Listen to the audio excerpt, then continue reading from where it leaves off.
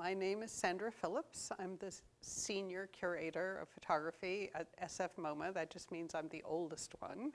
And the show is called the Provoke Era, and it's about photography in Japan in the 60s and 70s. It's focused around a wonderful magazine, it was sort of an underground magazine called Provoke, which was a rebellious gesture by younger people who were working in the 60s and 70s. They were in their 20s, early 30s, and they saw what they found in Japan as highly questionable, very much like the eruptions by young people in our country in the 60s and 70s.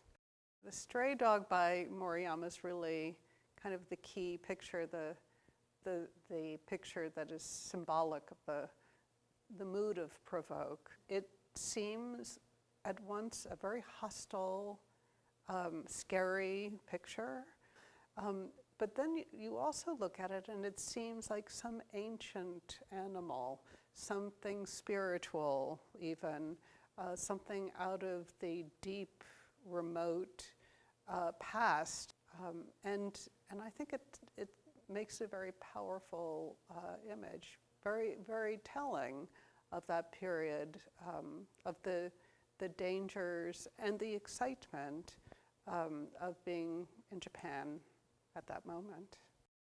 The layout here at UCR is really wonderful. It's really an ideal space for this exhibition. I think it's the best showing of this work because you have enough space to kind of tell the story. There's really three parts to the story. The first is Tomatsu and his antagonism to the American present, and then Moriyama and his ambiguousness, attraction to it, but also repulsion, and Nakahira and his other friends. And then there's the third grouping of pictures, which are people around Hosoe and Tsuchida and Suda, who were interested in the ancientness of ritual, especially in the countryside. Most of them were not interested in pursuing city views. They were interested in a kind of antiquity and ritual in the countryside.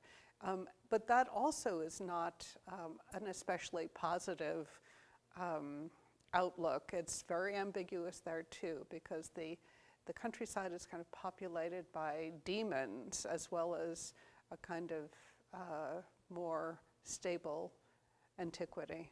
So you can tell that story here, I think, very beautifully.